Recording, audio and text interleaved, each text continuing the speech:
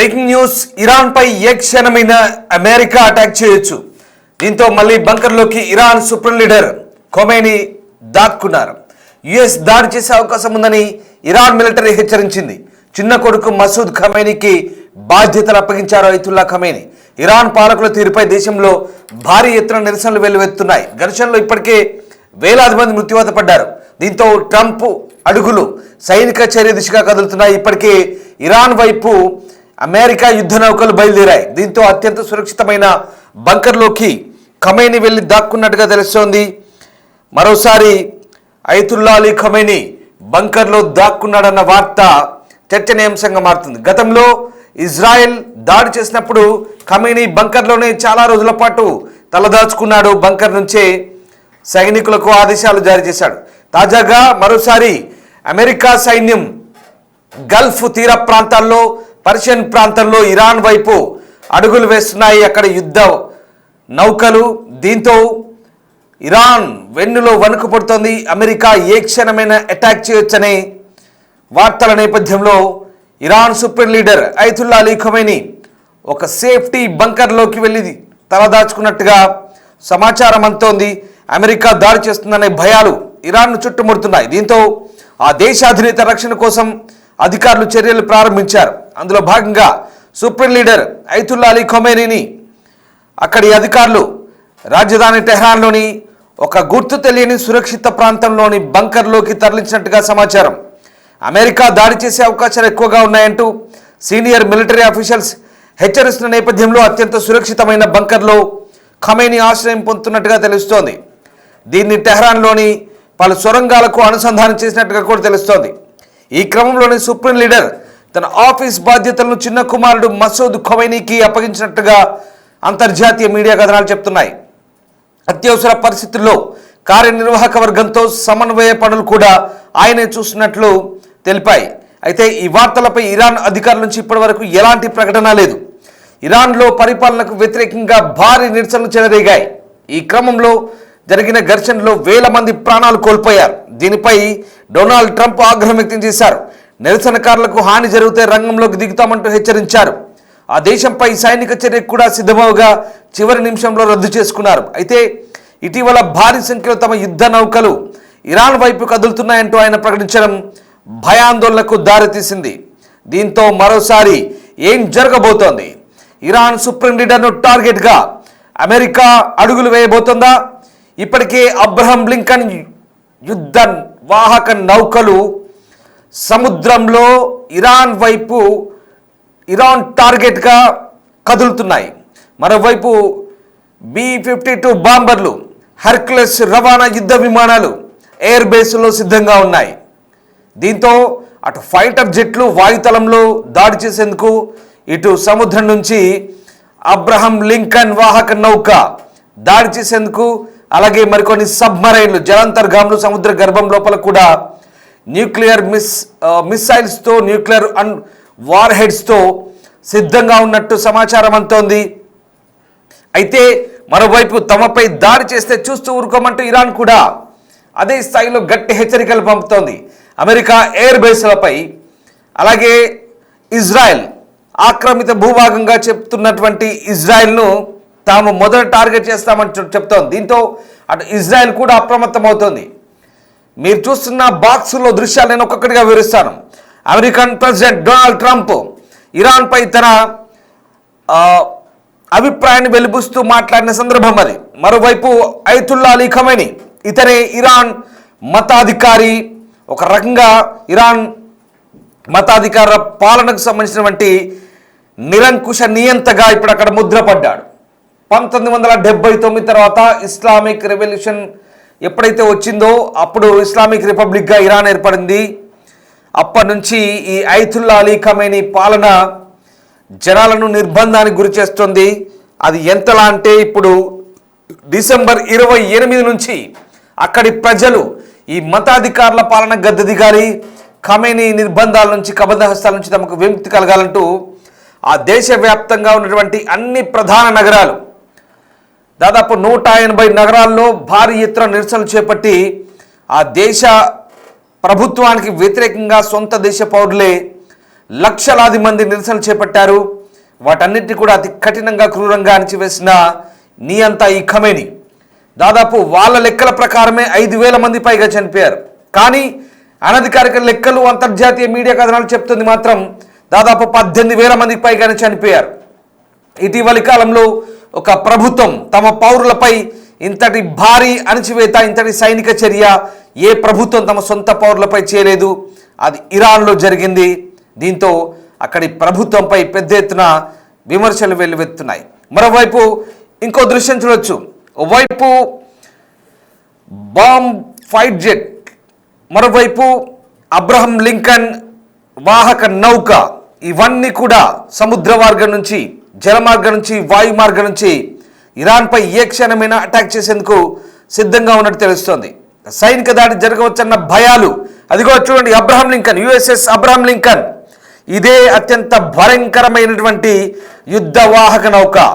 ఈ డెస్ట్రాయర్ ఎంత సీరియస్గా వర్క్ చేస్తుందంటే దానిపై ఉన్నటువంటి ఫైటర్ జెట్ చూడండి ఎంత దారుణంగా అటాక్ చేస్తుందంటే అక్కడి నుంచి మిసైల్స్ కానీ టార్గెటెడ్గా బయలుదేరితే ఇక విధ్వంసమే, ఇంకేముండదు. అదంతా కూడా గల్ఫ్ తీర ప్రాంతం, పర్షియన్ తీర ప్రాంతం, ఆ గల్ఫ్ ఆఫ్ పర్షియన్, అలాగే ఆ సముద్ర ప్రాంతంలో ఇప్పటికే ఇరాన్ టార్గెట్గా అవన్నీ అటువైపే బయలుదేరుతున్నాయి.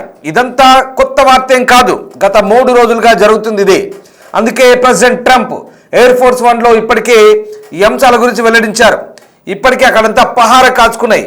అత్యంత అధునాతనమైనటువంటి డ్రోన్ల నిఘా కొనసాగుతుంది. స్టెల్త్ మోడ్లో పనిచేస్తాయి. అవి ఏం పసిగడుతున్నాయో కూడా ఇరాన్కు అర్థం కాదు. అలాగే అక్కడి ఫైటర్ జెట్లు, వాళ్ళ విమానాలు అత్యంత ఆధునికమైనటువంటి J-15, J-32 fighter జెట్లు, B-52 bombers, ఇలా రకరకాల ఫైటర్ జెట్లు, గాల్లోనే యుద్ధానికి సంబంధించినటువంటి ఇంధనాన్ని నింపుకునే హెర్క్యులస్ యుద్ధ విమానాలు. మీకు తెలిసిందే, ఇరాన్ చుట్టూ అమెరికా ముళ్ళ కంచె ఉంది. ఎస్, ప్రధానంగా Al Udeid air base Qatar, ఇది అత్యంత కీలకమైన ఎయిర్ బేస్. ఇరాన్కు జస్ట్ 200 కిలోమీటర్స్. ఒక్క సైగ చేస్తే చాలు ట్రంప్ వెళ్ళి ఇరాన్పై విరుచుకుపడతాయి. ఇక్కడే దాదాపు 10,000 మందికి పైగా సైనికులు రెడీగా ఉన్నారు. మరోవైపు జోర్డాన్లో ఉంది, ఈజిప్ట్లో ఉంది, ఖతర్లో ఉంది, కువైట్లో ఉంది, అబుదాబిలో ఉంది. ఎక్కడి నుంచైనా ఏ మూల నుంచైనా అమెరికా అనుకుంటే క్షణాల్లో అటాక్ చేయగలదు. అలాగని ఇరాన్ తక్కువ అంచనా లేదు. ఇరాన్ బలం కూడా భారీ మిసైల్స్ని కలిగి ఉంది. ఇరాన్ కూడా అంతే స్థాయిలో విధ్వంస కలిగించే ఆయుధ సంపత్తిని కలిగి ఉంది. కానీ ఇరాన్ ఆత్మస్థైర్యం సన్నగిల్లేలా ఇప్పటికే అమెరికా చేస్తున్న వ్యూహాల ముందు ఇరాన్కు ఏమీ తోచడం లేదు. అటు మరి ముఖ్యంగా ఆ దేశ ప్రజల నుంచి వ్యతిరేకత. ఎందుకంటే గతంతో పోలిస్తే గతంలో అణ్వాయుధాలకు సంబంధించిన వార్ జరిగింది. ఇజ్రాయెల్ అటాక్ చేసి అటు B-2 బాంబర్లతో అమెరికా అక్కడి న్యూక్లియర్ సెంటర్లపై దాడి చేసినప్పుడు అదంతా భిన్నం. కానీ ఇది డిఫరెంట్. ఇది కంప్లీట్గా అక్కడి ప్రజలు వ్యతిరేకిస్తున్నారు. ఖమేనీని గద్దెదించాలంటున్నారు. 1979 ముందున్నటువంటి పరిపాలన రావాలంటున్నారు. 1979 ముందున్నటువంటి పర్షియన్ పాలన, ఎంతో స్వేచ్ఛాగాళ్ళు తీసుకున్నటువంటి ఆ పర్షియన్ పాలన ఇప్పుడు మళ్ళీ తిరిగి రావాలంటూ అక్కడి ప్రజలు కోరుకుంటున్నారు. అక్కడి చివరి రాజు షా ఎవరైతే ఉన్నారో ఆయన కొడుకు రెజా పహ్లావి తిరిగి అమెరికాకు రావాలని కోరుకుంటున్నాడు. దీంతో అతని పిలుపు మేరకు పెద్ద ఎత్తున అక్కడ దానికి సంబంధించినటువంటి సన్నాహాలు కూడా జరుగుతున్నాయి. ప్రజలు పెద్ద ఎత్తున అక్కడ ఆందోళన కార్యక్రమాల్లో పాలు పంచుకుంటున్నారు. ఇది పరిస్థితి.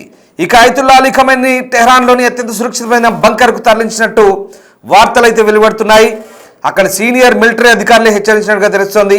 ఇవన్నీ కూడా ఒక రహస్య సొరంగాలతో కోఆర్డినేట్ చేసుకుంటారని తెలుస్తోంది.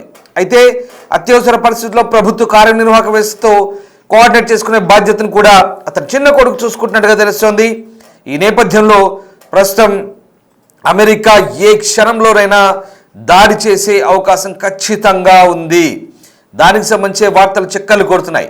అదే కనుక జరిగితే ఇక మిడిల్ ఈస్ట్లో మళ్ళీ పరిస్థితులు ఒక కొత్త హైట్స్కు చేరుకునే అవకాశం ఉంది. ట్రంప్ కనుక సైనిక చర్యకు ఆదేశిస్తే కనుక ఇప్పుడున్న పరిస్థితుల్లో ట్రంప్ కనుక సైనిక చర్యకు ఆదేశిస్తే కనుక ఖచ్చితంగా మళ్ళీ టెన్షన్స్ విపరీతంగా పెరిగిపోతాయి. పశ్చిమాసియా బగ్గుమనే అవకాశం ఉంది ఖచ్చితంగా. ఎందుకంటే ప్రస్తుతం ఉన్న పరిస్థితుల నేపథ్యంలో పశ్చిమాసియాలో ట్రంప్ గనక సైనిక చర్య దిగితే ఫస్ట్ ఇరాన్ ఇజ్రాయెల్పై దాడి చేస్తుంది. ఇజ్రాయెల్, బ్రిటన్, అమెరికా కలిపి ఇరాన్పై విరుచుకుపడతాయి. ఇదంతా ఊహించుకుంటేనే దారుణంగా ఉండబోతోంది. ఒకవేళ అదే కనుక జరిగితే ఒక ఖచ్చితమైనటువంటి విధ్వంసం ఉండబోతోంది.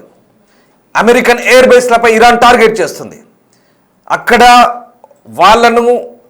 వాళ్ళ వైపు దాడులు, ఇటు వీళ్ళ వైపు దాడులు, విధ్వంసం అయితే దారుణంగా ఉండబోతోంది. పశ్చిమాసియాలో ఏం జరగబోతుంది అనేది మళ్ళీ ఒక రకమైనటువంటి ఉద్రిక్త వాతావరణం ప్రస్తుతం కనబడుతోంది. సో మొత్తం మీద ఇదే కనుక జరిగితే ఒకవేళ ఖమేనీని అంతమొందించాలనే ప్లాన్తో అమెరికా లక్షిత దాడులు చేస్తే, ఇజ్రాయెల్ లక్షిత దాడులు చేస్తే ఖమేనీకి థ్రెట్ ఉంది. కాబట్టి బంకర్లోకి వెళ్ళిపోయాడు. లేదా పారిపోవాలి. ఖమేనీ పారిపోవాలంటే రష్యా వెళ్ళాలి. రష్యా వెళ్తే సేఫ్టీ ఉందా లేదో ఆలోచించుకోవాలి. ఫ్యామిలీతో సహా వెళ్ళిపోవాలి. లేదా ఆ దేశంలోనే పోరాడుతూ మరణించాలి, లేదా పట్టుబడి యుద్ధ ఖైదీగా మిగలాల్సి వస్తుంది. కానీ ఇదంతా జరుగుతుందా? ఇదంతా ఒక ఊహాజనితమైనటువంటి పరిస్థితులైనా నిజంగా ఖమేనీ పట్టుబడుతాడా యుద్ధ ఖైదీగా? అమెరికా, ఇజ్రాయెల్, బ్రిటన్ కలిసి అంత పనిచేస్తాయా? ఇరాన్కు ఎదుర్కొనే శక్తి లేదా? ఇరాన్ ఉన్నటువంటి ఆయుధ సంపత్తి కూడా తక్కువ అంచనా వేయలేం. ఇరాన్ కూడా అంతే విధ్వంసాన్ని కలిగిస్తోంది. కానీ ఇరాన్కు అక్కడి పరిస్థితులు అనుకూలంగా లేవు. అక్కడి ప్రజలే తిరుగుబాటు చేస్తున్నారు. కాబట్టి ప్రస్తుత పరిస్థితులు భిన్నంగా ఉన్నాయి. ఏదేమైనా పరిస్థితులు దారుణంగా మారే అవకాశం కనిపిస్తోంది. ఒకవేళ అమెరికా కనుక సైనిక చర్యకు దిగితే ఇరాన్లో భారీ విధ్వంసం తప్పదనే వార్తల నేపథ్యంలో ప్రస్తుతం ఇరాన్పై అమెరికా ఏక్షరమైన సైనిక చర్య తీసుకుంటుందనే అంచనాల నేపథ్యంలో Iran supreme leader Ayatollah Ali Khamenei ఇప్పుడు బంకర్లో వెళ్ళి తలదాక్కున్నాడు. 2022లో కూడా ఒక అమ్మాయి హిజాబ్ సరిగ్గా కట్టుకోలేదు, మొహానికి గుడ్డ కట్టుకోలేదని అమ్మాయిని దారుణంగా వేధించి చంపితే అక్కడి ప్రజలు తిరగబడ్డారు. ఇప్పుడు మళ్ళీ అంతకు రెట్టింపు స్థాయిలో అక్కడి ప్రజలు తిరగబడి ద్రవ్యోల్బణం, కరెన్సీ పడిపోయింది, రేట్లు అడ్డగోలుగా పెరిగాయి, నిత్యావసర ధరలు పెరిగిపోయాయి, పూర్తిగా అవినీతి, దానికి తగ్గట్టుగా మళ్ళీ మతాధికారుల వేధింపులు, నిర్బంధాలు ఇవన్నీ కలిసి ప్రజలు ఇక పిల్లిని గదిలో వేస్తే అవుతుందన్నట్టుగా తయారైపోయింది. అక్కడ పరిస్థితి దారుణంగా ఉంది. కాబట్టి ప్రస్తుతం ఇరాన్లో ఎప్పుడు నివురు గప్పిన నిప్పులా ఉంది. మళ్ళీ ప్రజలు అమెరికా కనుక చొరవ తీసుకుంటే ట్రంప్ ఒకరు చెప్తున్నా, the help is on the way, మేము మీకు సహాయం చేయడానికి సిద్ధంగా ఉన్నామంటున్నాడు. కానీ కొంత బ్రేక్ తీసుకున్నాడా? వ్యూహాత్మకంగా వెళ్తున్నాడా? నిజంగా ట్రంప్ అటాక్ చేయాలనుకుంటే ఏం చేయబోతున్నాడు, ఎలా చేయబోతున్నాడు, ఇదంతా ఊహించుకుంటేనే చాలా భిన్నంగా ఉంది. మొత్తం మీద ట్రంప్ కనుక సైనిక చర్య తీసుకుంటే ఖమేనీని గద్దె దించి వేరే వ్యక్తులను ఆ అధికార పీఠంపై కూర్చోబెట్టే అవకాశం చాలా క్లియర్గా కనిపిస్తుంది. అదే కనుక జరిగితే ఇరాన్లో ఇప్పుడున్నటువంటి పరిస్థితులు, ప్రజలు కోరుకుంటున్న పరిస్థితులు ఖచ్చితంగా వస్తాయి. ఇరాన్లో అధికార మార్పిడి తథ్యం కాబోతుంది. కానీ అంతకుముందు జరిగే పరిణామాలు ఎలా ఉంటాయి? ఇప్పుడు ఖమేనీ బంకర్లో దాక్కున్నాడంటే ఏం జరగబోతుంది? మీరేమనుకుంటున్నారు? నిజంగా ఇరాన్పై అమెరికా అటాక్ చేయబోతుందా? ఒకవేళ చేస్తే కనుక ఇరాన్ అత్యున్నత నాయకుడైనటువంటి ఖమేనీ పరిస్థితి ఎలా ఉండబోతోంది? ఇరాన్ నిజంగా అమెరికాను, ఇజ్రాయెల్ను, బ్రిటన్ను ఎదుర్కోబోతుందా? ఎలాంటి సిచ్యువేషన్ ఉండబోతోంది? Please comment. Thank you very much.